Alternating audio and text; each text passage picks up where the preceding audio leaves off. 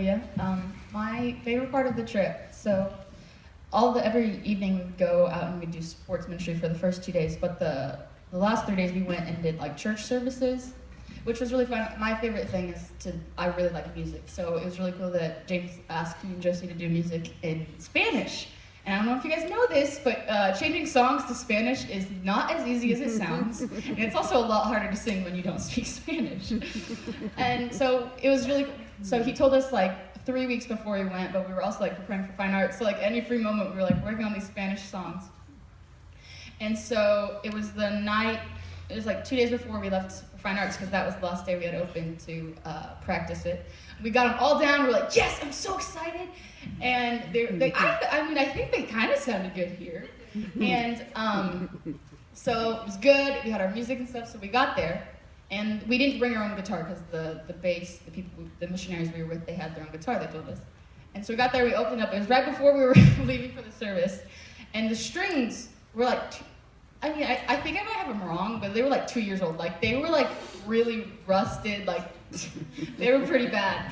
And when you play them like that, it goes out of tune really fast when you play it like that. And so it was the first night, and we didn't have time to go over our songs before we went to the worship service either. So it was the first night, and so we got up there, and I was so excited.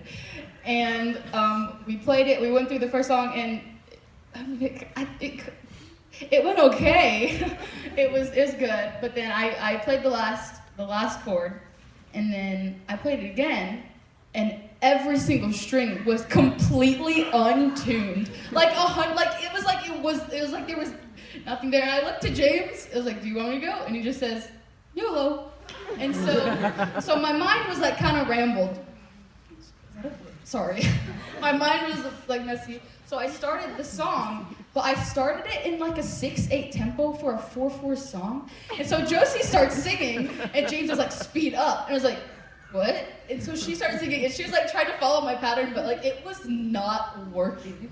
And so when we got to the bridge, I stopped playing, and that was the only time that the song like got on track. But it was really funny. And I think even though, none of the nights the music went all that well, I don't feel like, because I'm a pretty bad critic of myself, but it was still cool to see, like, they were still singing with us, they were still worshiping. It was so cool to see, like, how God moves, and it was really cool. And then another thing, so that same night, the first night we did the worship, they also had a worship team, a worship team go before us, and their music is so different from ours. It's actually super cool. The backtrack was like this funk Latin thing, and they use it for all the same songs, and they just changed the key, but it was really cool. And then so they actually had a girl playing it's kind of like a drum machine. You play the drums, but like not really a drum pad.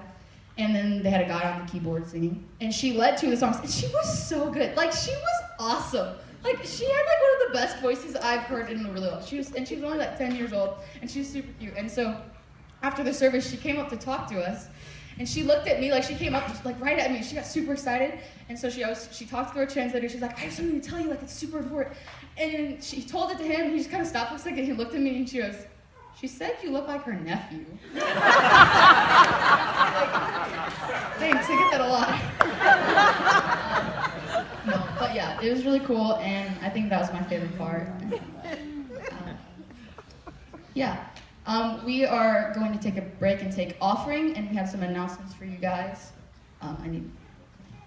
So if the ushers will come forward.